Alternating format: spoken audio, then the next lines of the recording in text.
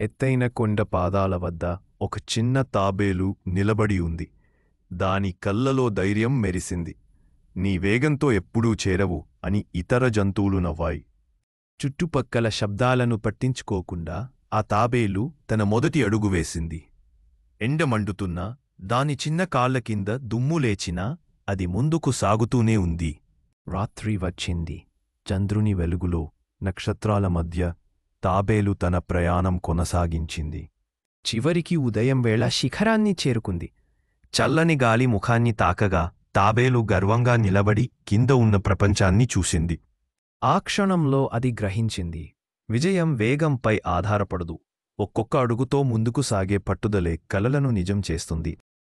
వేగం కాదు, పట్టుదలే విజయానికి మూలం.